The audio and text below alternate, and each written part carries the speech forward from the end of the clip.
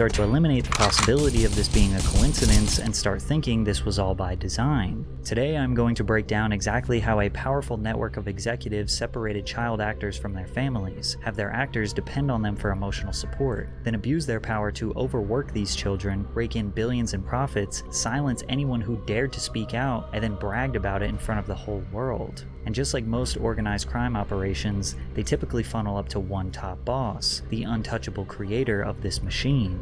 Insert Dan Schneider, the man behind the camera, the esteemed Nickelodeon producer who created some of the most iconic children's television programs in history. At the end of the day, I love it when the cast gets sassy with me because I get to write all the scripts with some very talented writers, but I can put them in any horrible predicament I choose. Dan Schneider was a child actor himself. What the fuck? I ain't gonna lie, it did. Bro, I wasted so much time on TikTok right now. Like, that was actually almost an hour. Bro, what the fuck was I doing on TikTok for an hour? Like, Jesus Christ. Most notable for his role as Dennis on Head of the Class. During this time, he and his co-star Brian Robbins became great friends. The pair were later asked to co-host the second annual Kids' Choice Awards by a Nickelodeon producer called Albie Hecht. The three men struck a friendship and frequently discussed creating a project together. By 1993, Hecht had become a high-level executive at Nickelodeon and challenged Robbins to pitch him a children's television series that their new production studio could pitch to Nickelodeon. At the time, Nickelodeon was not yet the powerhouse it would become. The network struggled to become profitable in the 80s as they were losing millions of dollars per year. One year, they were actually the lowest viewed network out of all US cable channels. Early 90s cartoons like Doug, Rugrats, and Ren and Stimpy were allowing the network to pick up higher viewership, but their live-action shows struggled. So Brian recruited Dan and they came up with a sketch comedy show like Saturday Night Live, but for children, called All That. Dan wrote in his personal blog, "We did a nationwide talent search and got very lucky. Every kid we ended up hiring for the original All That cast turned out to be fantastic. Josh Server, Kenan Thompson, Kel Mitchell, Katrina Johnson, Lori Beth Denberg, Angelique Bates, and Alyssa Reyes." Dan recalled that the show didn't test well and that the network felt like kids wouldn't like a sketch comedy show, but they took a chance on him and the show immediately became a huge success for Nickelodeon as soon as it aired. All That would go on to have 10 seasons and become one of the most culturally significant teen Nickelodeon shows of all time. All That was that shit. You feel what I'm saying? If All That ain't happened, a lot of that shit, yeah, I know he's probably fucked up and shit. You feel what I'm saying? Just from off the first little clip that they showed us. But if we didn't have All That, we wouldn't have a lot of shit. You feel what I'm saying? That was a banger. It was a classic. You feel me? A lot of y'all young cats out here don't know what that was. You know what I'm saying?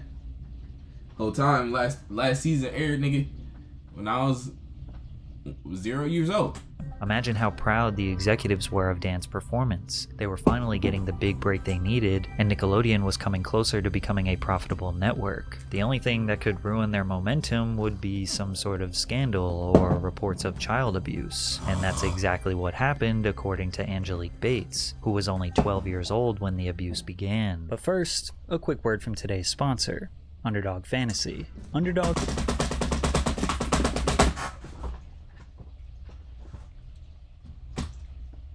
to stay silent. Was sometimes. I was only 12 years. Up to $100. Your own picks with on Nickelodeon. 1992 to 1996. I was a series regular on Nickelodeon's All That. Yep. I was only 12 years old, and that's when my nightmare began. What happened? What I happened, was physically, sister? mentally, emotionally abused in front of the producers and cast members, and sometimes they could even hear me yelling. But nothing was done to help me until approximately 1996 when CPS was called. And when CPS came, I was pressured by all the adults that were set to protect me to stay silent. I did, and I have. But I can no longer stay silent, and I won't. My name is Angelique Bates, and I am an adult survivor of child abuse. Wow. And this is my story. Angelique is the first known survivor who has spoken up against Nickelodeon's corrupt practices, and her story is extremely important because it also highlights the parents' involvement in such abuse. Angelique recalls Nickelodeon producers being upset that her mom was constantly supervising her. They started having a bullseye for her was that she was one of the parents that was not going to leave me unattended on set, because by law, parents are supposed to be there. So they didn't like that fact that she wouldn't leave me. Some parents would leave their kids unsupervised while they work. They trusted the producers and did not want to interfere with their child's opportunity to build a career for themselves. Angelique's mother was not like that, and she even strong black woman. Feel me? We need more of them in the community. We have a lot though. But she's the reason why they did get away with it.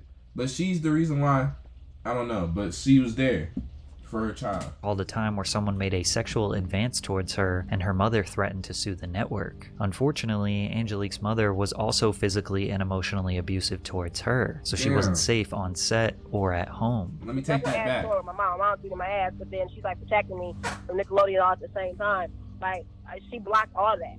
Like I said, the reason why they started hating her was because she was blocking me from that and because she was turning down sexual advances from it. Angelique slowly received less and less work due to her mother's involvement and believed she was blackballed by Nickelodeon because she and her mother could not be controlled. And because no wrongdoings were ever officially reported, all that ratings continued to soar. The series propelled the careers of cast members Kenan Thompson and Kel Mitchell, who starred in the first All That spin-off, Kenan and Kel. The show originally aired on Nickelodeon for 4 seasons from 1996 to 2001 and was equally as successful as All That, winning the Favorite TV Show award at the 1998 Kids' Choice Awards. They also starred in the Nickelodeon cult classic film, Good Burger. However, with Schneider in charge, that was one of them ones too. Hold on. Did he damn near make Good Burger? Fuck.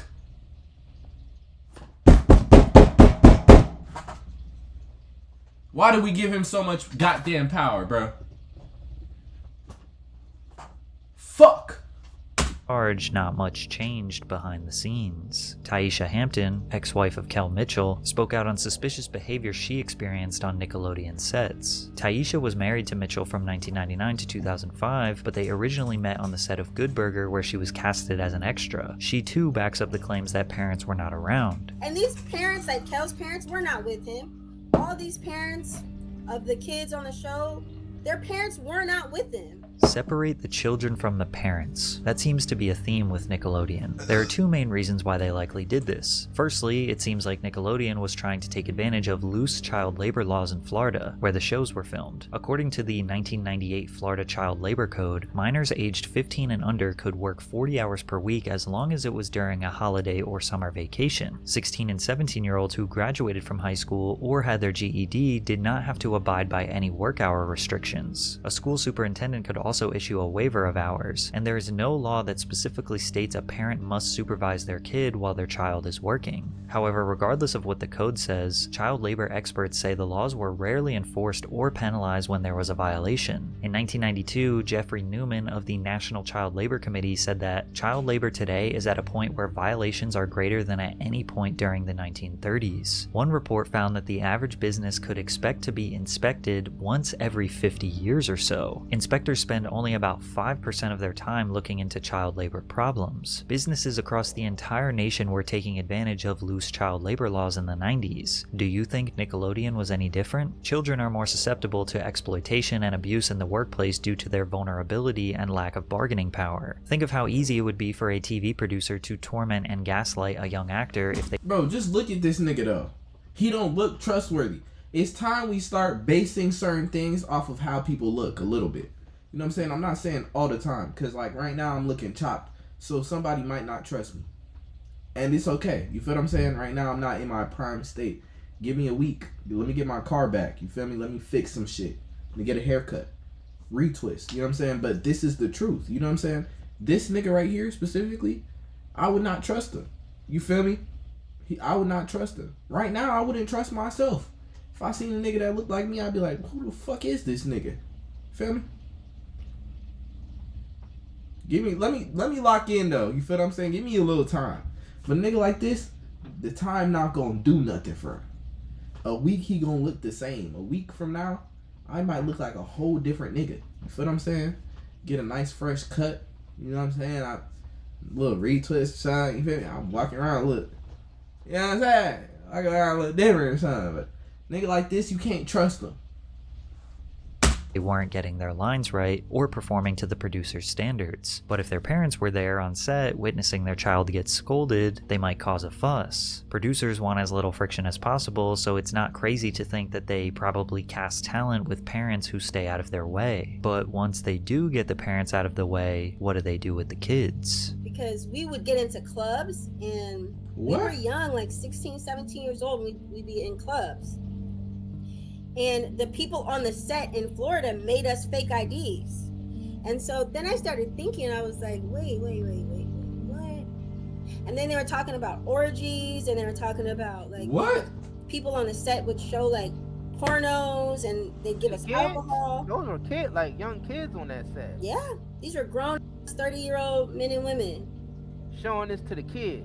16, 17, 15, 14-year-old kids. But another one of the cast members was like cleaning Dan Schneider's car with a bikini on. And now at this time she had been 15, 16 years old. There were other times they would have like parties where the parents wouldn't be there, and they'd give us alcohol. And another one of the people on the cast was giving blowjobs to the producers. Wow. One of the kids. The children.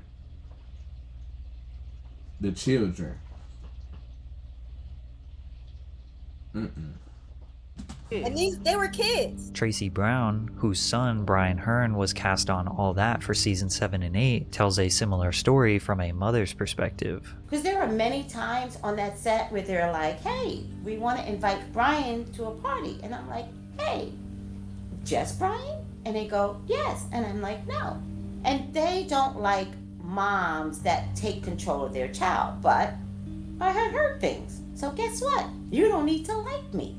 And they were like, well, bye-bye. And I was like, let's go. I was not going to do anything for the money. Like, y'all need to understand, I'm that woman. I'm not going to do anything that might compromise my son, not even for the income. But many even suspect that the producer's perversion may have been scripted into the shows, starting with Kyra on Kenan and Kel, who was just 12 years old but was always trying to flirt and make sexual advances on the much older Kel. She would refer to him as her boyfriend despite him being obviously uninterested because she is a child. At the same time that Kenan and Kel were huge stars, one All That cast member emerged and became the most iconic Nickelodeon star of all time, Amanda Bynes. At just 10 years old, Amanda stood out amongst her peers and showcased her comedic talents through various characters and sketches. As a preteen, she was maturely confident and comfortable on screen. According to Leon Frierson, who was cast on All That since season 1, Schneider showed clear favoritism for Bynes. We had to go to school on set. There would be times when Amanda would just be missing, he recalled in the docuseries. A lot of times we would hear she would be with Dan, pitching ideas and writing. We see them grow closer to each other on set. He continued, Amanda Bynes' parents were very hands-on in her career, specifically her dad. His presence was always felt. A big part of that was his relationship with Dan Schneider. Like we said before, hands-on parents were not wanted on Nickelodeon's set. That is, unless they are bending to the interests of Dan Schneider. Despite the favoritism, Dan never planned on giving Amanda her own show because he claims he never wanted to be on children's television. He initially created and helped produce a series called Guys Like Us for the United Paramount Network at their primetime 8 p.m. slot. Guys Like Us revolves around two young men, Sean Barker and Jared Harris. The pair are forced to look after Jared's 6-year-old brother Maestro, who comes to live with them after Jared's father accepts a job opportunity overseas. Why don't you go wash your hands? They're clean. Well, then go wash your feet. Dan's sitcom designed for adults was an utter failure as he... You see how it's always feet this, feet that, feet everything. This nigga always got some feet jokes. What's up with that, my nigga? You got a foot fetish, my nigga? I think somebody need to give him a good ass whooping. And that would have changed a lot. You know what I'm saying? All it took was for a nigga to put his hands on. Excuse me. All it would have took was a nigga to put his hands on Dan, and then shit would have been changed. You feel what I'm saying? But a lot of times, niggas don't be thinking of shit like that on God. It was not funny nor creative enough to keep adults entertained. It was canceled after one season due to abysmal ratings, so he shifted his focus to Chat, I don't know if this is okay. I've been having spasms in the left side like since I woke up, I've been having spasms like right here. Like it's just like I'll be sitting down and I'll be feeling my skin start twitching and shit. And I'm not fucking with that shit. Creating a show around Amanda. The Amanda Show was a sketch comedy television program that had a very similar look, feel, and comedic style as All That and Kenan and Kel. Schneider struck gold again. The Amanda Show became the highest rated live-action television program on Nickelodeon during its run. Amanda portrayed various characters that would become iconic, such as Judge Trudy, Crazy Courtney, and Amanda's obsessive fan, Penelope Taint. My name is Penelope Taint. I'm Amanda's #1 fan, please. And it took us 20 years to realize that her last name was a sexual innuendo. People also think that her catchphrase, Amanda Please, was built off the phrase, a man to please, which would be such a deep, detailed sexual innuendo. What was the name? Please. And it took us Taint. My name is Penelope Taint. I'm confused. How is it a sexual innuendo? Penelope Taint. Bro, go back 10 seconds, okay. Bring in the dancing lobsters. Crazy Courtney. And Amanda's obsessive fan, Penelope Taint. My name is Penelope Taint. I'm Amanda's #1 fan, please. And it took us 20 years to realize that her last name was a sexual innuendo. People also think that... I know, but like, it's supposed to be... Okay. Now it's up here by Penelope Taint. If it's a sexual innuendo, it means it's like a, you know what I'm saying, like ligma. You know what I'm saying? That's what I'm thinking. So I'm trying to figure out penal. All right, I'm done. Her catchphrase, Amanda Please, was built off the phrase, a man to please, which would be such a deep, detailed level of innuendo that it's kind of hard to believe. You're right, However, my bad. as this video goes on, it just seems more and more possible. People today also believe that her sketch called Amanda's Jacuzzi may have been inappropriate since the whole concept was her as a 13-year-old interviewing mostly grown men in a hot tub. And of course, another foot joke. Is it also true that you can put both of your feet inside your mouth at the same time? I don't know. No. Even Dan decided to jump in the jacuzzi with Amanda. Hi, welcome to my jacuzzi. Today my special guest is the executive producer of The Amanda Show, Dan Schneider. Hi. Now, you're the executive producer of the show. Yes, I'm the executive producer and the head writer. People believe Dan was almost bragging by creating lightly sexual conduct into his kids' shows, like the Spitballer 5000, which was a phallic object that the kids had to blow into to launch a giant spitball at someone. Behind-the-scenes footage indicates that Dan and Amanda were very close, which is why it was shocking that The Amanda Show abruptly ended in 2002, just 3 years after it aired on Nickelodeon. In an interview with The Times, Bynes explained that she decided to leave for other opportunities. I was having fun, but at 15, you don't want to be doing what you did when you were 12. Schneider also commented on her exit with, I've seen kids in her position experiment with drugs and be too promiscuous, but Amanda has avoided all of that. My wife, who knows her, says she's almost like Marsha Brady in that she's so clean-cut and wholesome. This quote seems characteristically odd from Dan, like she was just talking about transitioning to more mature roles like her sitcom What I Like About You, and he had to bring up drugs and sex for some reason. Many years later, cast members would come out and speak about how they perceived Amanda behind the scenes. Actress Chelsea Brummett, who co-starred on All That, recalled, she was closed off to everyone.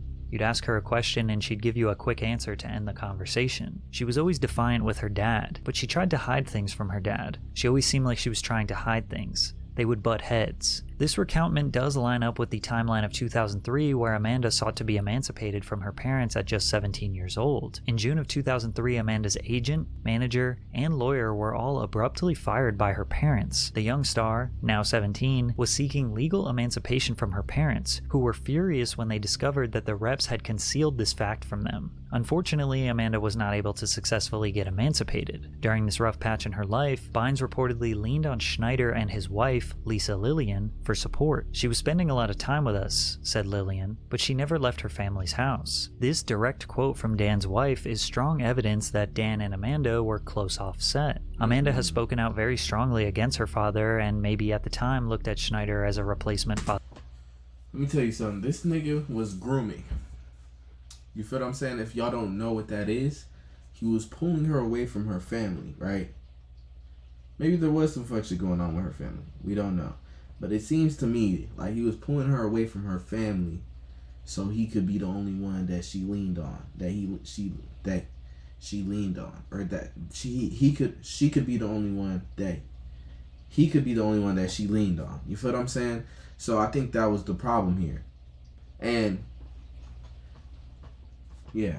Other figure. Dan also recently recounted a night where Amanda ran away from home. One night, it was very late, well after midnight, 1 or 2 in the morning. Phone rang. I answered. It was Amanda. She was upset. She was in distress. She had had some conflict with her parents, I think her father, and she called me. I was immediately concerned about her safety. I called someone who I knew was fairly nearby. That person was able to go and pick her up. Then I knew she was safe. I felt better.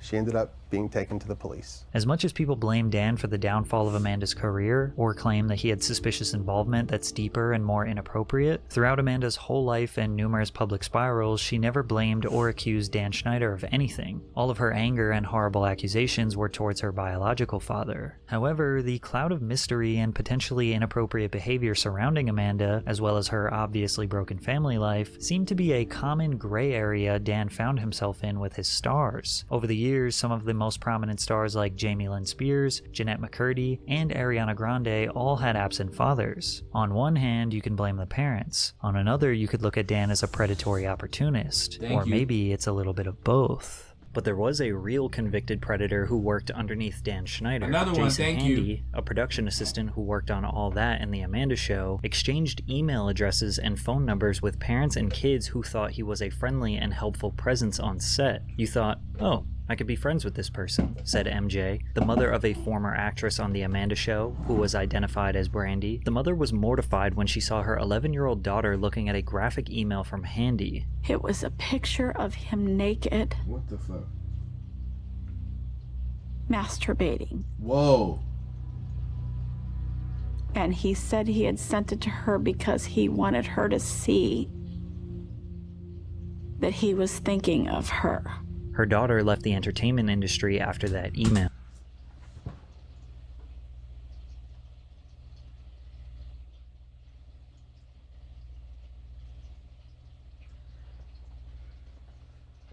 I can't.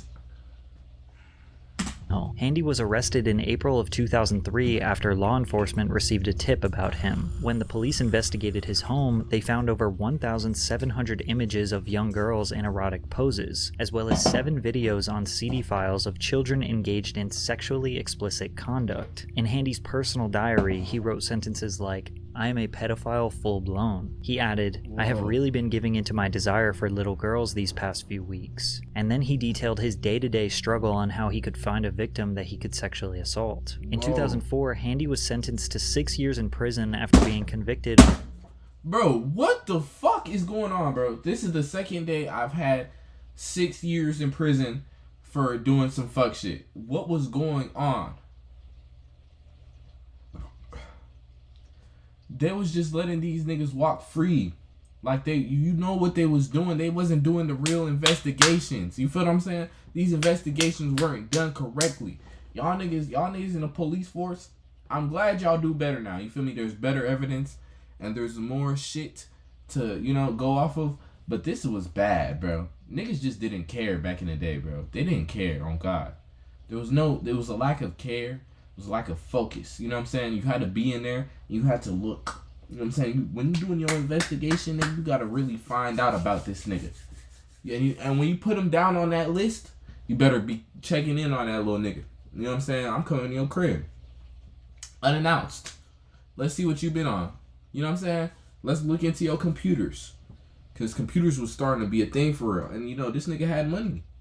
What the fuck? 2 felony counts, one of lewd acts on a child and one of distributing sexually explicit material by email, as well as on a misdemeanor charge related to sexual exploitation of a child. Many of you are probably thinking 6 years is not enough, and surprise surprise, he got out and in 2014 committed 2 other felony sex offender violations with a child. Allegedly, Handy's case prompted Nickelodeon to toughen its background checks for all employees, trying to prevent this from happening again. Yet somehow, this was not even close to the last time a pedophile would infiltrate Nickelodeon's network. Actor Drake Bell formed a bond with the dialogue coach Brian Peck during the second season of The Amanda Show. Peck, who has no relation to Drake's co-star Josh Peck, would invite Drake to his house for acting lessons. These lessons were supervised by Drake's father, Joe, who was told that Brian Peck was a skilled coach who would help Drake secure more acting opportunities. However, over time, Joe became uncomfortable with their relationship. And unfortunately, I started seeing Brian start to just hang around Drake too much.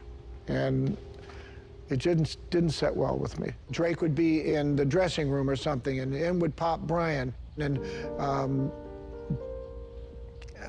just touch Drake. You know, do things that, wait a second, what are you doing? Drake can put that on himself.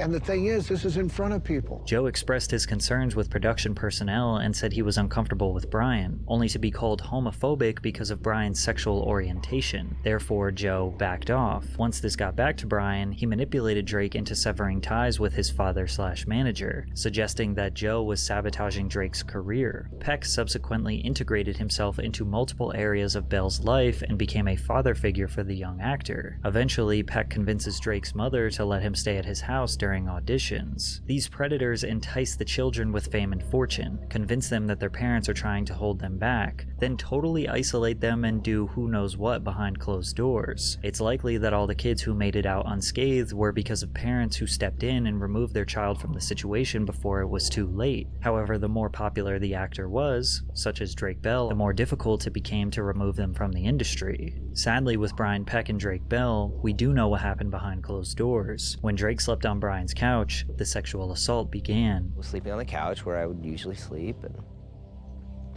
I woke up to him. I just opened my eyes, I woke up, and he was sexually assaulting me. Why don't you think of the worst stuff that someone can do to somebody as a sexual assault, and that'll answer your question. Drake wouldn't tell anyone for several months. The abuse persisted until Drake began spending more time at a girlfriend's house. One day, when he was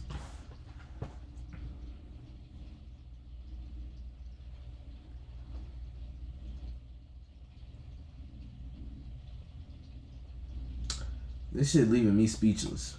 These niggas was really doing some fuck shit, bro. This isn't right. It's not right at all. Feel me, chat? It's not right at all, chat. You know what I'm saying? I think hopefully we've, as a collective, you know what I'm saying, these things aren't allowed to happen so easily, you know what I'm saying? Because, you know, at the time, I guess, like, maybe it just wasn't, like, you know, it wasn't that, like, people didn't see it as a big thing, but, like, now, like, shit like that hopefully can't happen. I hope people aren't that dumb anymore.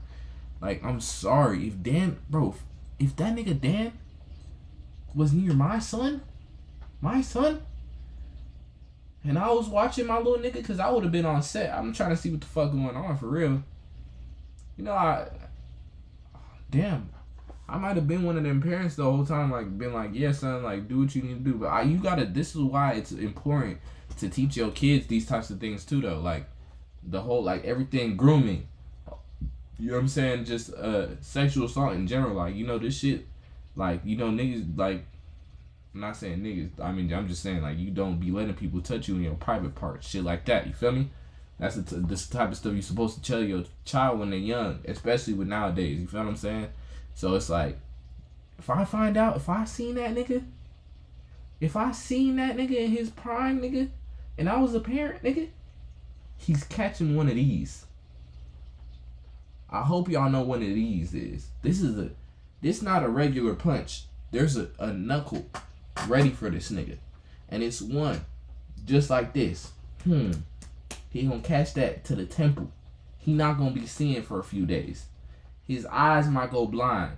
He might lose sight of his ears, because I might hit him with one of these to both his ears. Real shit. That's the type of beating you gotta give this nigga. You gotta give him a tantalizing beating. Make this nigga understand what the fuck he doing. You feel what I'm saying? Because if you beat this nigga ass about one time, you might catch an assault charge, but it's for the good of the people. Feel what I'm saying? And you make him understand, nigga, if I catch you, nigga, doing this shit again, if I catch you, it's gonna be you dead in GTA. You not gonna be here no more in GTA. You feel me? That's just what it has to be. Real shit. Chat, I'm gonna be right back. I'm gonna check on my chicken. I'm gonna see the status of my chicken. I'll be back in 1 minute. I'll stay here.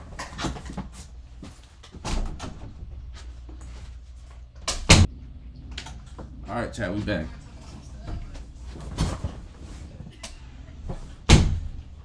We're gonna listen through the speakers now. I'm gonna mute it so Wes can hear it. You changing it up. Damn, nigga, it sound like you fighting demons back there.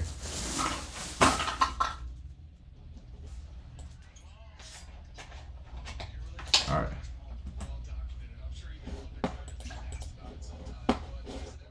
Supposed to meet with Brian, Drake said he did not want to hang out. Brian then started calling his phone nonstop. When Drake failed to answer, Brian obsessively started calling his girlfriend's house, which is when the girlfriend's mother suspected something was wrong and took Drake to her family therapist. He later detailed the abuse to his own mother, who called the police. I had to be excruciatingly detailed about every single thing and time that it had happened with two absolute strangers. The worst part was I had to make a phone call to Brian and get him to admit to what he'd done. The police monitored a wired phone call with Brian, who broke into a full-on confession that led to his arrest. The investigation was conducted privately, and Bell remained unidentified to the public for several years due to his age at that time. Drake did tell Dan Schneider about this situation right before the trial. And when Drake and I talked, and he told me what had happened, I was more devastated by that than anything that ever happened to me in my career. That nigga said he was in the office and he went to sleep. And no, nigga, he was at this nigga, bro. Told him, nigga, I'm here for you. Hey, did you hear about that shit with Tyler Perry? What, with the nigga? Yeah. Bro, I've been heard about that. I really made a whole video down there. Because I was saying we been knowing Tyler Perry was gay, so it's not really... No, it's not really crazy, huh? But also, like, that shit crazy. But this is like, bro, Tyler Perry is the type of nigga that can get away with it. Because he's been doing it for so long, probably, that he's experienced that getting away with this type of shit. Yeah, there's probably a lot of people who don't know about that. That nigga taking advantage of... He trying to take advantage of grown niggas. He trying to fuck grown niggas, man. But what was you about to say? Nigga, so he got this nigga to come to his crib, right?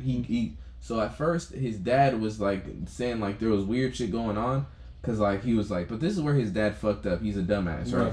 He's saying like there was weird shit going on, saying like his dad was he had noticed that this nigga was like going in his dressing room and helping him dress up, but like he ain't need help dressing and shit. You feel what I'm saying? But like when he said something about it and everybody that was there, the production, everything, everybody acted like it was normal. When he said something about it, they were saying that he was just saying that because he was gay.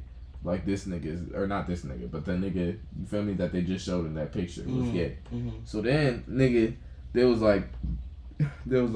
so then he had to pull back basically because like nigga, like damn, like they ostracized him. Yeah. It made him feel like he was like tripping. Feel me? He's tripping overly. So he pulled back. Then his dad. Then he told that nigga convinced Drake that like his dad was gonna keep him from having a good career, all that type of shit. Cause like he ain't need to. You know what I'm saying? He ain't need to be there. He over here doing too much. Right? So then Drake don't fuck with his dad no more. Then he tells his mom that he's gonna stay at the acting coach's crib between auditions. And his mom's like, oh, okay. Like, she's cool with it because she don't know. She not really there that much. You feel what I'm saying? Because I think she in a whole nother state or something. So then, she thinking like it's safe. Nigga, he wake up. On that nigga, he was sleeping on that couch. He wake up. That nigga sexually assaulted him. That's crazy. In his sleep. That's crazy. Crazy. What do you need? But Drake's mom, a lovely woman who I stay in contact with this day, she came to me at the time and she said, Dan, I'm not good with words like you are. And would you help me with my speech for the judge? And I said, of course. And I did. During Brian Peck's trial, numerous prominent figures in the entertainment industry wrote letters of support vouching for his character, including James Marsden, Taran Killam, Growing Pains star Alan Thicke, Boy Meets World actors Will Friedle and Ryder Strong, among others. Some of these figures, including Friedle and Strong, have since expressed their regret over writing the letters and stated that they were manipulated by Peck's misinformation. Brian Peck was convicted of child molestation in 2004, pleading no contest to a charge of oral copulation with a minor under 16 and a charge of performing a lewd act with a 14 or 15-year-old. He spent only 16 months in prison and was mandated to register as a sex offender. And if you are surprised at that abysmally low sentencing, Peck got out and secured a job working for Disney's The Sweet Life of Zack and Cody in 2006, where he voiced London Tipton's talking mirror for 3 episodes. The Disney Channel hired a registered sex offender. Despite these horrible circumstances... Bro, why I'm thinking Disney's safe from this type of shit too? I'm like, nah, Disney ain't going for this. Oh, that's crazy. Niggas I'm dead wrong, bro. Offender. These niggas hiring a dead-ass sex offender. The problem is that back then, bro, this shit didn't matter, bro. Nah, bro, it had to always matter. No, bro, they didn't give a fuck, bro. I just watched the video. It's probably happening now, bro. Yeah, but like, nigga, like, now, like, if a nigga get caught up, bro, it's not gonna be these petty-ass sentences that they giving niggas, bro. Yeah. 16 months is ridiculous, nigga. He was in jail for a year and, what, 4 months? Yeah, that's crazy. That's nothing. Drake remained... Nigga, that ain't even no time to reform. It's because he white, though, bro. But black man, that's not going. Yeah. Like, he getting out and he homeless. Yeah. Facts. That nigga not even getting out that fast. Nah, bro. He getting a minimum 10 years. Bro, 10 years, nigga. Nah, cause 6 years is what a lot of these sex offender niggas been getting too though. But 6 years ain't enough. Like, yeah, bro. Sexual assault, 10 six years. 6 years, like 10 years they give a black nigga for sure. And that's probably why we be thinking like, nigga, what these niggas getting these little ass sentences? How does this make sense? It's cause they white. The industry and would go on to star alongside Josh Peck in their legendary buddy comedy Drake and Josh, which again caused the network's ratings to explode to new heights. The series premiere was watched by 3.2 million viewers, the network's highest rated series premiere in nearly 10 years. Drake and Josh episodes regularly saw viewership upwards of 5, 6, 7 million. As of 2006, the show ranked consistently among the 10 most watched cable shows across all of television, and you could just add Zoe 101 to the list of Dan's dominant programs, which saw an average of 3 million viewers per episode. This is what I will say. The only reason why they was letting this nigga get away with this shit was because he was throwing out heaters. And they were scared. They was like, we can't lose this nigga. But this is the problem. Like, did they ever say anything to him? Like, bro, why are you hiring sex offenders? Like, you think they were even seeing that? I don't think they were. They gave him a lot of power, bro. Like, nigga, the fact that the whole cast, like, nigga, nobody's saying nothing against this nigga. Big ass company that world like that big, like you should definitely like background check. No, like, but that's what they said. Nickelodeon they said they were doing better background checks because of that. They were still having sex offenders. This was multiple, bro. They were letting him get that pass because he was literally making so many heaters that, like, nigga, like, it was like, bro, what the fuck? You feel me? That's crazy. Like, this nigga brought up, bro. This nigga brought Nickelodeon up to standings of like competing with Disney Channel. Yeah, this is him right here. Why is he doing these things? Instead of Zoe 101, where even more photos emerged of Dan getting a little too comfortable with the cast, particularly Aaron Sanders, who was merely a child being held and coddled on Dan's lap. You can also see this photo where Dan's hand is resting on the child's lower back. Right. Zoe 101 also had 34 different kissing scenes across its 4 seasons. While this may not seem that strange for a teen drama show, it did often lead to underage female actresses kissing over 18-year-old males. Brando Eaton was 20 years old and Victoria Justice was 14. Victoria at this time also had to kiss Jaron Vosberg, who was 18. And get this, 12-year-old Jamie Lynn Spears had to kiss 22-year-old Justin Timberlake on the set of All That, and Justin dated Britney Spears, which is Jamie's sister, 3 years earlier. Also, this Zoe 101 scene resurfaced recently, and many believe it to be a sexual innuendo. Spears' co-star, Alexa Nikolas, recalled Dan making a crew member squirt the syringe of goo at Spears over and over again. It's also important to remember that all of the information that you now know from this video was totally unknown by the public at the time. Twin, he not even in the frame. Even if I moved to here, you wouldn't be able to see him.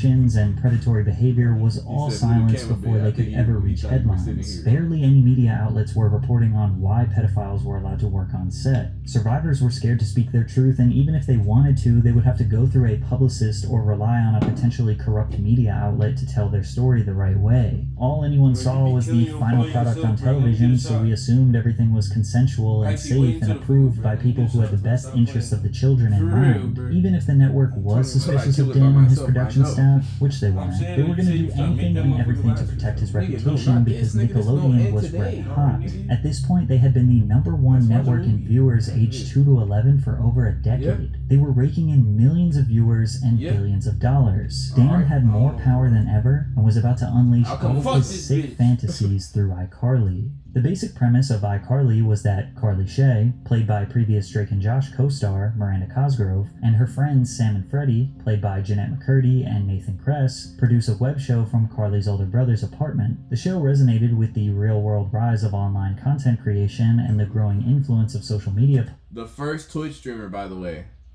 Carly Shay. Platforms like YouTube during the 2000s. The show within a show encouraged fan interaction. Let me not say Twitch streamer. The first streamer. Carly Shay. You feel me? Niggas don't know iCarly. This is where the first streamer was. You feel me? She was streaming in 2008. You know it was fake. You feel me though? Wes say yeah, y'all can't hear him. You said she was streaming in 2008? Yeah. That's facts. Like she was literally streaming. I don't know if it was 2008 when iCarly started, but what year it started, you feel me? She was streaming in that and by incorporating segments that invited viewers to participate in the show's interactive elements. Additionally, the characters often responded to fan mail and viewer submissions on their web show, further blurring the lines between fiction and reality. Like, take a look at this time they called a 12-year-old fan. Do you have any questions for Sydney? I follow your Twitter. How old are you? I'm 12. No way, I just turned 16. You're 12? Yeah. I'm like a little over double that. Yeah, Jerry's all old. So, what do you like about iCarly? I love it. It's really funny. Anything else you want to know about iCarly? Any questions or anything? No. No? You're all set? No? Thank you. You know what I know. Would you like us to get on a plane and come to your house? Yes. No, well, that's not going to happen. Oh, okay. Okay. Dan himself often communicated directly with fans on his blog, danwarp.blogspot.com, where he gave behind-the-scenes information and did Q&As. He also started giving tons of behind-the-scenes clips to his Dan Warp YouTube channel, giving us insight on the cast's uncomfortability around him. What? It wouldn't be a video for iCarly if I didn't do this to you. What are you doing? I don't know. What's going on? What are you wearing today? Who did your outfit? I've had too much caffeine! Don't do anything with this footage. Please, it's so lame. Did you know that the average adult American male has 18 hairs on each of his toes? This is what happens when it gets late. Yeah, seriously. Let us go home, Dan. I ain't lying, bro. Like, I feel like maybe I'm reading into it and I'm being parasocial, but I feel like this shit looks like an uncomfortability. Yeah, it does. Like they're trying to like get this nigga off their back, like, but you don't know what to say. Like, you know what I'm saying? And like, and then this nigga, like he don't like this nigga at all. But he's playing his character at the same time of like telling him to back off, like because he's like not trying to be a dickhead, but it's like nigga like at the same he's not trying to be fired, but he's also like nigga like bro. I Carly look like bro, like sure, like who nigga? Like back the fuck up, nigga. That's what I'm saying, bro. I ain't gonna lie. Carly literally was playing her character when she was like, I don't know. She was like that shit funny. You had gotten some of your life right earlier in the day, right? Am I right? Yeah. I think this nigga was drunk. Probably. I don't believe that this is like he said. I'm off too much caffeine. He's drunk. You think so? This is like nigga like you know how when people are drunk they're not able to kind of like see like I feel like not me though. I actually am very like I'm still a very cognitive nigga when I touch the bottle. But I think a lot of niggas aren't able to really see like when people are uncomfortable when they're drunk. You feel what I'm saying? Like or like care like like it's like no. I think it's more so C. I think it's more so C like this nigga sounds drunk behind the camera right now. Yeah. Who's embarrassed? No. What are you doing? I'm scared. Jeanette, Susie Mae Page wants to know. Yeah, if you could fill a pool with "Get Out of Here." Sorry. He Wants to literally, know if you could fill he was trying to protect her, bro. He was like, nah, like, let me try and stand in for the kid. a pool with anything you like and swim in it. What would it be and why? Confetti, because it's a celebration in a pool. Okay, that makes no sense. Okay. Miranda. Pineapple juice. What? I didn't ask the question. Oh, sorry. Well, I heard. I was thinking this whole time. Okay, the question is, if you wanted me to hit you with a bottle of something, what would it be? Pineapple juice? Okay, here comes. This is why I'm in Hollywood. Yeah, get your cereal, kids. Did she say nice things about me? Because I will tase her if necessary. Uh-oh. I have the taser. Hey, whoever edited that was funny. It's fucked up. This nigga's crazy. How is he getting away with any of this? Bro, you know, he was bro, we talked about it though. We literally said it, bro. He was putting out bangers, bro. This is crazy. He was putting out bangers. That's why he was able to get away with this shit, bro. Here's it in a long time. I said lots of nice things. No, I said nice things. Oh. Bro, where was his hand at, nigga? Bro, rewind that. I was wondering if that was his hand. Bro. Here's it in a long time. Like on he her down neck? there grabbing her. Yeah, he hit her with one of these. Fuck wrong with You know the only time I got hit with one of them, nigga, was when my dad used to brush my teeth and he squeezed the fuck out my neck. I'd be like, nigga, like that shit used to hurt. Like, I ain't gonna lie, nigga, when he did that right there, that's a top 5 pain niggas don't know about for real. Down, lower neck grab right there. Nigga, when he used to brush my teeth, I'd be like, damn. No, but they still be around him. In these clips, you can get a glimpse of Dan's unpredictability. I mean, just look at how Miranda steps away from Dan as he proceeds to make his way around her back, and then pokes her from behind as she stands awkwardly still. As you can see, while Dan is shoving a camera in these actors' faces, they're often confused. Is he joking? Is he angry? Is he creepy? Is he going to touch them or grab them? They look extremely uncertain around him. Like, as he what are you talks to them talking like about? a Look at her. classic jester. But iCarly was a massive success for the network throughout its 6 seasons from 2007 to 2012. The pilot episode debuted on Nickelodeon to an audience of 4.1 million, followed by the second episode on the same day with 3.9 million viewers. The show was nominated for an Emmy Award for Outstanding Children's Program 5 times, and averaged 4.6 million viewers throughout its time on Nickelodeon. Somehow, Dan managed to outdo Drake and Josh. But looking back on the show, many of the jokes and innuendos were more blatant than we remember. How long? 3.2 seconds. That's the longest it's ever taken you to beat me. Or how about the sack, which was Dan making fun of the Snuggie. You're just sitting on your couch, trying to polish your bowling ball, but your blanket keeps flying off your body.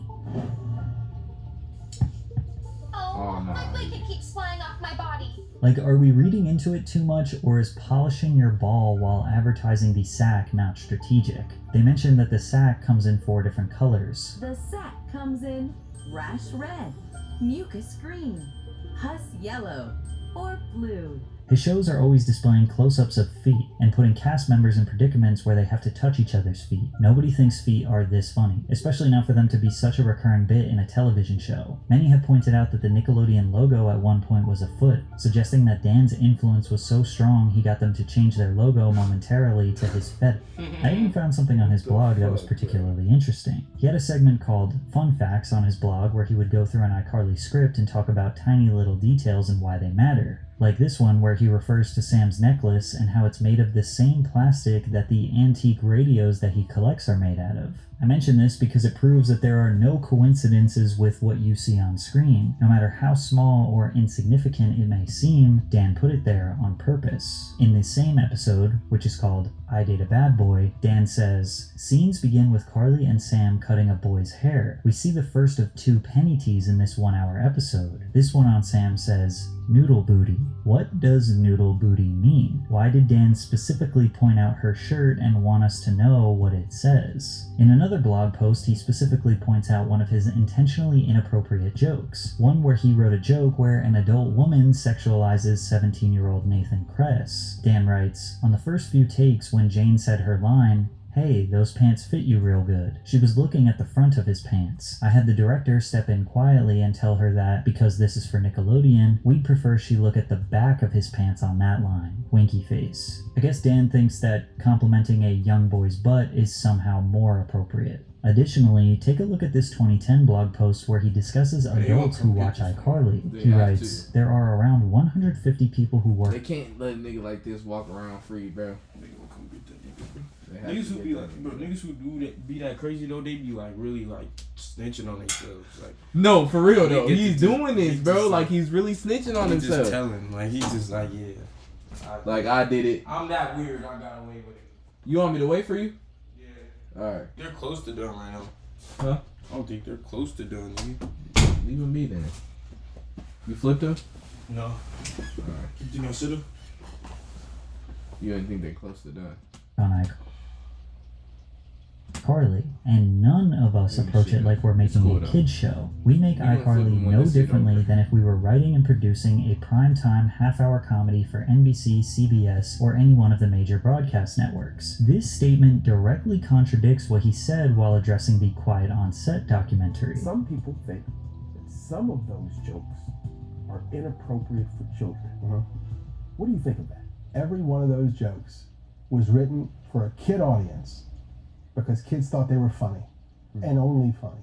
So Dan, are the jokes for adults, like you said 10 years ago on your blog, or are they for kids? Like you just said recently when the pressure is at an all-time high. It was also during iCarly when 47-year-old Martin Weiss, who managed dozens of child actors, was formally charged with sexually abusing a former client. The victim told police that he had sex with Weiss 30 to 40 times about 6 years ago, and the abuse ended when he turned 15 years old. But Weiss denied that it was rape because the 15-year-old boy showed interest. But the boy said that Martin convinced him that this was common in the industry, and denying him would ruin his career. Yet again, a pedophile infiltrated Nickelodeon. Let me tell you the common theme in this though. This is how they was getting them, bro. This not gonna be good for your career if you don't da-da-da-da-da. Bro. And you know, young kids, bro, they just trying to, like, nigga, everybody want to be up at the end of the day. Me personally, I don't think I would have gone just because, like, nigga, I want to be up, but, like, at what cost? You feel what I'm saying? Yeah. My mama taught me about this shit a long time ago. Bro. You feel me? But, like, that shit crazy. And nothing changed. They Still, like 13, Dan 14. was absolutely dominating. He likely had unimaginable power at the network. Whatever he said goes. But he may have gotten a little too comfortable, maybe even cocky, because his next two shows, Victorious and Sam and Cat, would start to get him in a lot of trouble. Schneider was challenged with writing a competitor to Disney Channel's Hannah Montana. Zoe 101 had recently ended, and Dan knew that featured actress Victoria Justice had star power. If there's anything I've learned about kids today, and I'm not saying this is good or bad, it's that they all want to be stars. This direct quote from Dan potentially backs up accusations that he uses these teenagers' desires for stardom to manipulate them. Ironically, the plot of Victorious is about a girl who attends a performing arts school and aspires to be a famous... That nigga wrote a banger. Victorious was that shit, bro. Yeah, he definitely did write a banger. What was he trying to compete with? Nigga, Hannah Montana. He low key. No, I don't think it did. He didn't. Because Hannah Montana was also Hannah Montana was different, bro. I didn't really watch it, but you know what's crazy? The effect of Hannah Montana. No, you know what's crazy though? Like Hannah Montana was so good. During 2020, when there was COVID, I watched a bunch of sitcoms. This was like, nigga, like, remember how I told you I, like, love sitcoms, bro? Mm-hmm. This is where it started. Like, I loved sitcoms before that, but, nigga, Hannah Montana was one of them ones that I watched the full thing, and I was like, Hannah Montana was that shit, bro. That was a great show, nigga. Yeah. But, like, Victorious is, like, he did it in his way, though. Yeah, bro. Like, and it was hard. It was hard, bro. He damn near did, though. He damn near did. Because he did it. Like. He made a star, but...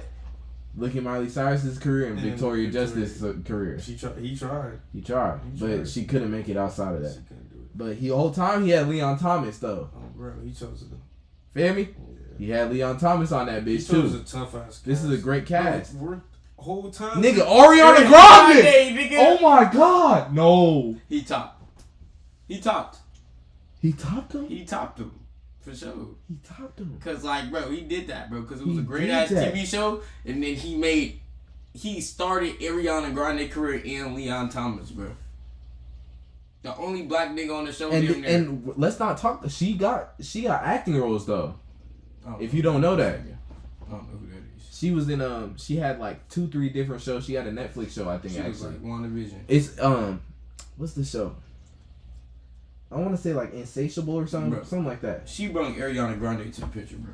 But like he did. Singer. In 2010, iCarly and Victorious were the top 2 live-action shows on Nickelodeon, helping Nick maintain its 16-year status as the #1 network on all of cable. This nigga did top Disney. He topped him. This nigga did top Disney by himself, bro. This nigga's a fuck nigga, but he was talented, bro. Victorious aired from That's the worst 2010 part to about it, bro. 2013 You feel for me? 4 seasons, winning favorite TV show at the 2012 and 2013 Kids' Choice Awards, beating out iCarly, as well as receiving 4 Emmy nominations. To the surprise of no one, Dan created another iconic children's TV show, but at what cost? Before the show premiered, Nickelodeon Productions partnered with the Columbia Epic label group of Sony Music Entertainment to co-produce the series to develop talent and release their music. Ariana Grande famously got her big break on Victorious. She was the perfect addition to the show due to her amazing singing capabilities, but her role on the show was the airheaded girl who says literally anything that is on her mind, perfect for Dan to take advantage of and insert more innuendos. Sometimes I wonder if you can get juice from a potato. Is it possible for a teenage girl to drink water upside down? I'm thirsty. It's not possible. This was not everything This clip of Dan and the Victorious cast behind the scenes has been dissected many times over the years, where Ariana and Elizabeth Gillis seem visibly uncomfortable due to Dan's presence. That was one of the better things I've ever heard. Hey! Hi, what's going on here?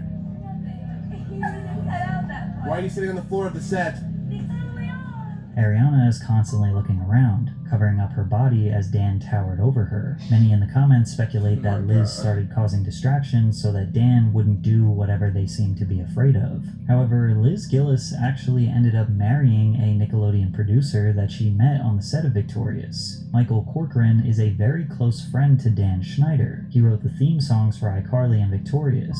Liz and Michael began dating in 2012 when she was 18 and he was 40. They did meet on set before she was 18, which leads many to believe that she was groomed, but they are still together to this day. According to Jeanette McCurdy, Schneider regularly compared the iCarly cast to that of Victorious. The Victorious kids get drunk together all the time. The iCarly kids are so wholesome. We need to give you guys a little edge, Schneider said, according to McCurdy. Now, supplying minors with alcohol is a major accusation. There is definitely a lot of online evidence showing that the Victorious cast were very close, often mingling and hanging out after hours, but whether or not they are drunk is impossible to determine. However, the actor who portrayed Beck on Victorious may have confirmed McCurdy's statements on a TikTok that read, "When you don't remember the plotline to a single Victorious episode, but you remember going out partying every night." Daniela Monet, who played the lead's older sister, Trina Vega, told she was a great actor, by the way, in that show. Insider that some of the actors' outfits on the show were not age appropriate, and that she wouldn't even wear some of that today as an adult. Daniela also recalled a time when she contacted Nickelodeon about a Victorious scene where she ate a pickle while applying lip gloss. She expressed concern to the network that it was too sexual to air, but Nickelodeon aired it anyway. And in case you were wondering if Dan ever slowed down on his foot content, no, he actually ramped it up. There we go.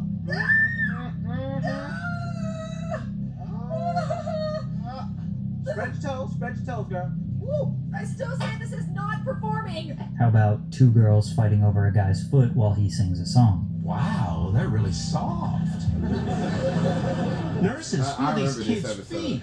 But it was around 2012 and 2013 when people online finally started to question what was going on at Nickelodeon. I believe it was due to Amanda Bynes' very public downward spiral. It was around this time she made headlines for her first DUI, assaulting a member of the paparazzi, being seen in public looking disheveled and distraught. Then she was evicted from her New York City apartment, and she got some strange dimple piercings and even posted lewd photos that were not very flattering. In short, people were saying that she was going crazy, and naturally they started to question the children's television industry that she grew up in. An infamous blind item appeared on the Crazy Days and Nights blog of someone trying to warn the public about Dan. He's a monster, the worst predator alive. And if you wonder why nobody will confront or charge him, he's in charge of multiple hit shows for Nick, which rakes in oceans of money. What about the parents? No tweener parent who shoved their kid into the limelight from birth is going to cross him either, and risk career and loss of revenue, no matter how bad it F's up the kids. It was also around this time that a Redditor alleged that Dan offered them $100 to tickle their feet while on set of one of his shows. Now, none of these claims were backed by any real or substantial evidence, but it did get people talking. Media outlets finally began speaking out, questioning the intentions of children's TV, specifically pointing to the sexual nature of Victoria's. Those designer threads often have an adult sexiness that unsuccessfully straddles the line between tasteful and trampy. While guys are allowed to be quirky and weird-looking, girls are uniformly cast from the same Bratz doll mold. Meanwhile, you had Dan posting things on his blog like, "But what Kat does in this scene is a special variation of the spit take, where the liquid just falls out of her mouth. Yes, this is what I do for a living. I analyze the various kinds of spit takes. Not a bad job." Smiley face. After this quote from Dan, we now know that this photo, which is on the official Zoe 101 IMD page, showing Victoria Justice with spit falling out of her mouth, is probably his creation. You also had people in the early 2010s analyzing his old tweets, ones where he was constantly talking about people's feet and toes. "This toe belongs to one of the stars on one of my shows. Whose toe is this?" To which he later tweeted, "The toe belongs to the sweet and hilariously talented Miss Jeanette McCurdy. Sam and Cat tomorrow. Right on the bottom of your foot, take a pic and use hashtag Sam and Cat Saturday. We will retweet and follow until our fingers get sore." Bro, oh my god, I might have been a victim of watching this shit, bro.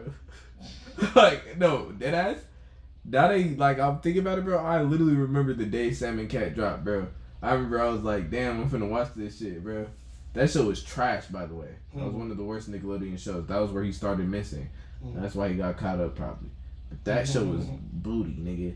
But like, also found this extremely old Pepsi commercial Dan starred in the late 80s, which potentially features an innuendo with the lotion shot splattering on the guy's chest. Then the focus of the entire commercial being on his feet not wanting to touch the sand because it's hot. And of course, there's females in the background in their bikinis. Dan was unaware of the digital renaissance aiming to take him down, and he was as reckless as ever. iCarly was officially over, and Victorious was scheduled to end a few months later. Schneider decided to hit two birds with one stone and make a dual spin-off for both shows. He took a fan favorite from iCarly in Sam Puckett and a fan favorite from Victorious in Cat Valentine and created a— Bro, he's choosing his favorites, bro.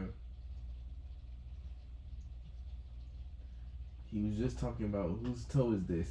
Jeanette McCurdy. That's Sam. Oh, word? Yes. Then remember the videos that was just showing of Ariana Grande playing with potato and then doing the shit with the water on her. He's only making her do that shit. Cause that's teen his sitcom favorite. He titled thinks she the baddest one out of these kids. Sam and Cat. The premise of the show revolved around the unlikely friendship of Sam and Cat, who meet and become roommates in Los Angeles while starting their own babysitting business to make ends meet, which is basically the same plot as his failed primetime sitcom from the 90s. The pilot debuted on Nickelodeon to 4.2 million viewers and was surprisingly popular despite being a spin-off that was clearly inferior to its original shows. However, Sam and Cat only lasted one season and was cancelled following controversy behind the scenes. Firstly, Jeanette McCurdy posted this strange vine. "Hey Dan Schneider, I know you're watching my Vine. Do you like my Vine? Vine.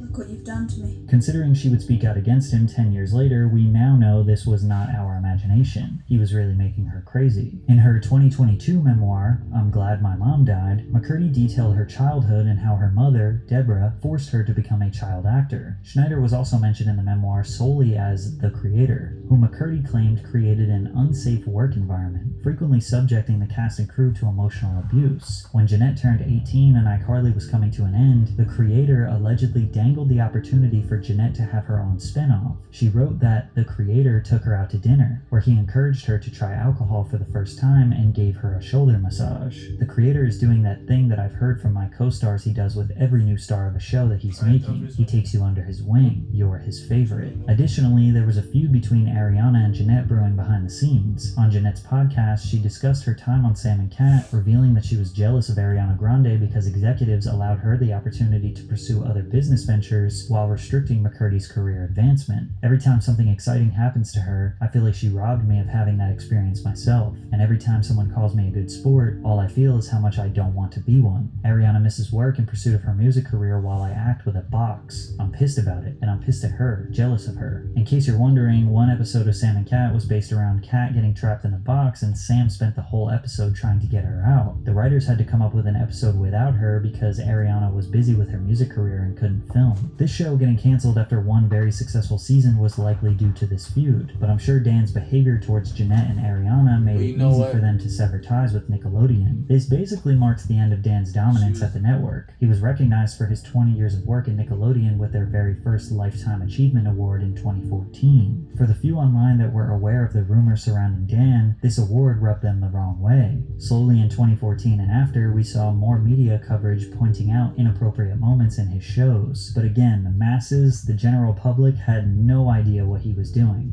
And for a few years, people stopped talking about him online, until 2017, when the Harvey Weinstein Me Too movement shook industry predators to their core, and Dan tried to make it out unscathed. In October of 2017, investigative reports by the New York Times and the New Yorker exposed decades of sexual harassment, assault, and misconduct allegations against film producer Harvey Weinstein. This prompted bloggers who knew about Dan's history to discuss him once again. More blind items from the Crazy Days and Nights blog emerged, like this one that suggests Dan, the producer, was sleeping with cast members. A producer who has been featured on this site from almost the very beginning. When she landed the part, the producer never mentioned anything about sleeping with her. All but one of them were underage. She suspected that because she was legal for almost the entire run of the show, that he was just not that into her. At some point, he did try and sleep with her and she turned him down. That rejection cost her a bunch of scene reductions. Meanwhile, the producer found someone else to sleep with who was also legal but loved to roleplay super young. She was getting the good lines and scenes. She was being offered crossover opportunities and new shows were being developed for her. And again, this could just be people spreading lies, but now the pressure was on, and Nickelodeon, Dan Schneider,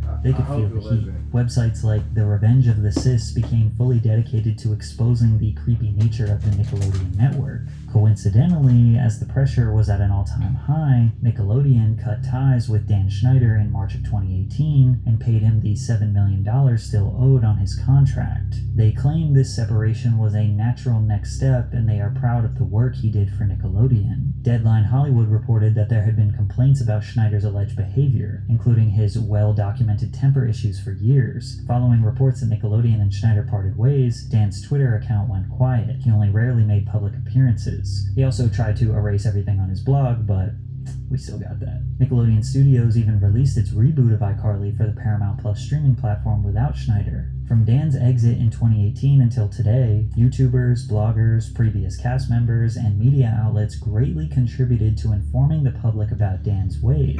Perhaps the most detailed and detrimental article was the 2022 Business Insider Deep Dive, which interviewed 15 of Dan's former co-workers, some of which spoke horrible things and others defended his character. Dan cared about the kids on his shows even when sometimes their own families unfortunately did not. Russell Hicks, Nickelodeon's former president of content and production, wrote, "He was the shoulder they cried on when something happened to them. He understood what they were going through." Schneider drew hours away from writing scripts and instead spent time mingling with the stars on his shows, taking them out to dinner and inviting them to his house for holiday parties. It became so frequent that some of Schneider's colleagues questioned the amount of time he spent interacting with young actors. While Dan focused on being accepted by the children on his shows, several writers and crew members claimed Schneider created an uncomfortable, bizarre environment, regularly demanding 14-plus hour days and expected writers and crew members to be available 24 hours a day, 7 days a week. More disturbing was Schneider's behavior towards female crew members, reportedly hugging them for extended periods as a joke, making people uncomfortable. Schneider also requested massages from adult female colleagues during his tenure at the network, according to several Nickelodeon staffers. Kerry Mellon, who worked as a costumer on Schneider's shows for 14 years, said Schneider received weekly massages from a third member of the costume team. They also claimed that Schneider would ask the women to give him a massage by reaching under his shirt. Despite claims that he fostered a hostile work environment, Schneider's shows at Nickelodeon were greenlighted because of his influence within the company. On-set employees rarely pushed back against Schneider. Another writer said, "Because you just didn't cross Dan. He was a really scary presence." However, it took all the way until the Quiet on Set documentary before Dan ever responded to any of these allegations. But during this 20-minute interview, he basically only admits to being mean to his writers. I would snap at people sometimes. I would be snarky when I could have given them a neck. Wait, this was him? The whole time I was saying this wasn't him. This was him. Is there an answer? I would. He just lost a lot of weight the whole time. I would be in too big a hurry to get on to the next thing I had to do. And watching that show. You know who that is? If you ever watched iCarly, there was a nigga that used to put tacos on a stick. His name was Tebow. This was him. There were so many times I wanted to pick up a phone and call some of those people and say, I'm so sorry and let's talk about it. And I wish you had a better time and I wish I could have shown you a better experience. The rest of this conversation was him deflecting blame. He said that his inappropriate jokes were approved by the executives at Nickelodeon that were above him, and they didn't think the jokes were inappropriate at the time. But he also said that since people are upset about those jokes, then he's okay with erasing them, which makes people wonder, are they inappropriate or not? He claims he had no knowledge of any sexual assault that any of his previous cast members experienced, but he did admit to demanding massages. Let's talk about the massages. Okay. Watching the content yesterday, that was disturbing. It was wrong. It was wrong that I ever put anybody in that position. It was the wrong thing to do. I'd never do it today. I'm embarrassed that I did it then.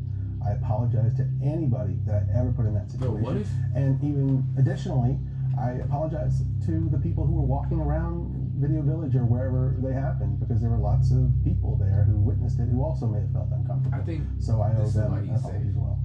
He 100% wholeheartedly admitted that he forced people to touch him, which is interesting because it becomes very difficult to believe that he would stop there. Perhaps the craziest part about this video is that there's still so much more that I could cover. Some people's entire YouTube channels are dedicated to bringing Dan's dark secrets to light, but I do want to leave off with this message. Just remember that it's easy to think that this is all just entertainment because, well, these allegations feature some of our favorite child stars. Remember that they were real victims that had to suffer. People have gotten so wrapped up and excited about this expose that they're now blaming innocent people for being complicit in these alleged crimes. For example, Zoe 101 star Matthew Underwood was getting death threats for not speaking out against Dan Schneider. So to prove to these people that he is innocent, he voiced 2 different times where he was sexually assaulted as a minor. So now, after hearing many of the allegations, the rumors, the testimonies, the convictions, the confessions surrounding Dan Schneider's time on Nickelodeon, is it all just a coincidence, a conspiracy, or a calculated crime conglomerate?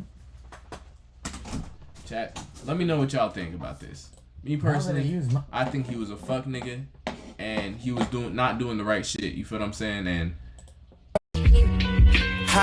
love hard and make bad decisions. It's first Sunday, I'm still begging for Jesus. Can he save me from the fire and the Jezebel spirits? Got bad bitches walking through my thoughts like a demon. Will she take my semen, bear my seed? Can she